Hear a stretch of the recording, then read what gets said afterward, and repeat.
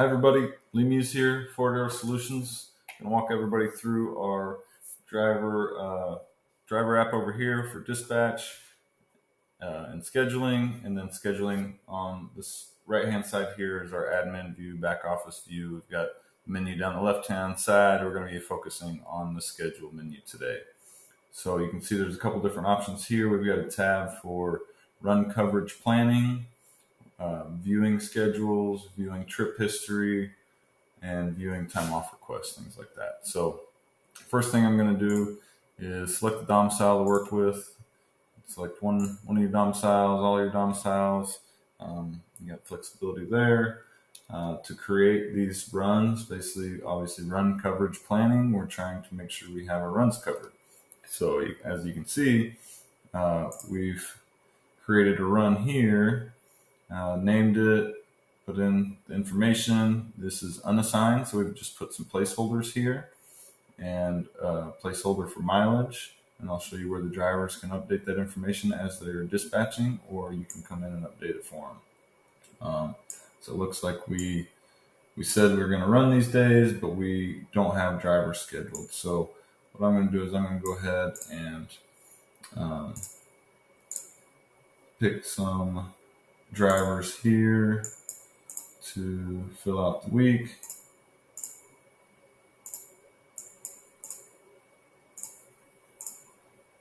Okay, so we've got somebody scheduled now. So this is really your baseline schedule. So if you know you're going to be putting the same drivers on the same days and in the same truck for the most part, that's what you would do. You save that, and then you can schedule. Basically, you'd schedule that run for the week. Pushes it out. But if that schedule changes, which we know it does, somebody calls off. I know we had an example here where Mr. Holmes needed to go to the dentist on August 9th. That was approved by his manager. So on his schedule, he's going to see that in green, that he put in a time off request that did get approved. As you can see, he's got another time off request the following Wednesday that has not yet been approved.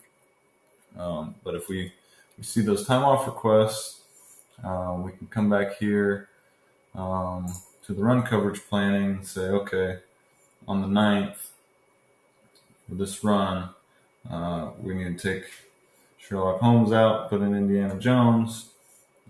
He can run in his truck. It's on that run by just simply clicking it, selecting a new driver. Obviously, if the driver has been slotted for another run that same day, shows up in red if it's a short spot, something slip seating. There's things where you can select that driver or that tractor even though it's in red, but we just are trying to highlight which things have been put on the schedule for that day for you. So that gives you kind of an overview. Other thing here is we can view schedules, so we can look and see for this driver what's been scheduled. We can see this information. We can copy things out from here. If we need to send it to the driver or send it to line haul, we can make changes, all those type of things. So if you're not having your drivers use the app here for dispatching, you can come back in behind them, finish the runs for them this way. You can also do that here by saying, okay, let's go back a week. Let's come back here and say, okay, I know this guy ran this day. He just didn't do it on the app. So I'm just going to mark him as finished. Now those claimed miles come through here. If the driver's doing it, what they're going to do is come over here to trips. And as you can see, he's completed his outbound trip. He's returning to his home domicile. So he's got credit or claimed miles for the outbound trip. And now he's coming back. So basically what happens when they go to start those trips is it'll have them verify, especially for the unassigned where we have those placeholders. It'll have them verify what they're doing, have them verify the mileage, obviously if the tractor changes, and then we want to collect this trailer information as soon as possible because we all know how important that is. If we miss a leg, we need to get paid on the settlement. So that's how they start the trip. Now that he's in progress, do the pre-trip form. Go back in there and see. We had one here. You can see kind of an overview of the form here. You can go to view form. Okay. Also, I think it just took a second to come through, but the pre-trip form, if you have completed a pre-trip within the last 12 hours, they'll get a prompt. If the same driver and the same tractor has completed the pre-trip in the last 12 hours, we've made it really easy for them to pre-fill the tractor section. These pre and post-trip inspections are fully customizable through this form tools menu here. If you want to add, subtract, delete, rework anything for any of these forms, pre-trip, post-trip, we've got an accident report in here, new hire training, different things like that. So those are fully customizable. But yeah, basically we wanted, if the driver's doing multiple drop and hooks in a shift, we wanted to, rather than them have to redo the tractor portion over and over again, we're going to let them pre-fill it. They can come in here and make any changes if they need to, but if not, we're just going to keep going. So we'll take them down here to trailers and dollies. Do that, take our photos, and submit. Okay. So then, on longer team runs where you have drivers swapping out, next driver starts their shift, they submit a new pre-trip, we can keep stacking those up here, no problem. So obviously once they get back and return, they can hit finish trip, and you can see those claim miles now came up to 550. So gives the drivers visibility over their miles. Drivers have visibility over the miles for the week. They also, for driver weeks that the payroll's already been completed for them, they can see how many paid miles they had.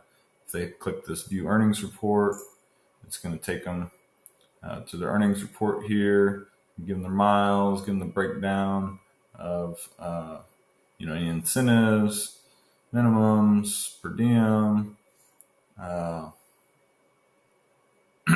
then this is their mileage run terminal to terminal, whatever rates they have. This is what they're getting paid for each trip. So they have all that visibility. Unfortunately, they didn't get fuel at one of our approved fueling locations, so they got a big red X. Obviously, might want to tie some incentives to that as an example. So that's some things we can do here. These are those forms we talked about. Documents. They can see their CDL, med card. They can upload new ones. They can add maintenance invoices, reimbursement receipts. They can view tractor documents all through their app here. On the schedule, they can see what time they're dispatching, what tractor they're in, those kind of things. I think trip history. I think this is the last piece of it here.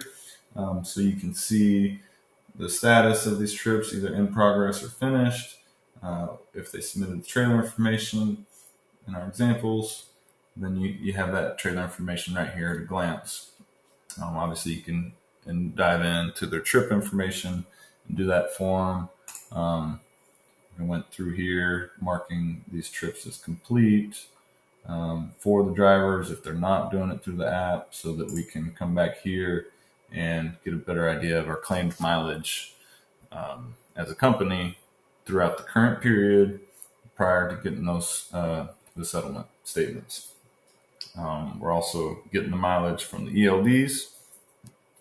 So we're pulling that information live throughout the week so we can monitor, how many physical miles our trucks are getting to be, at least roughly what we think our settlements can be. And drivers are coming back behind them and completing the trips for them to get these numbers closer to, having the drivers complete those trips.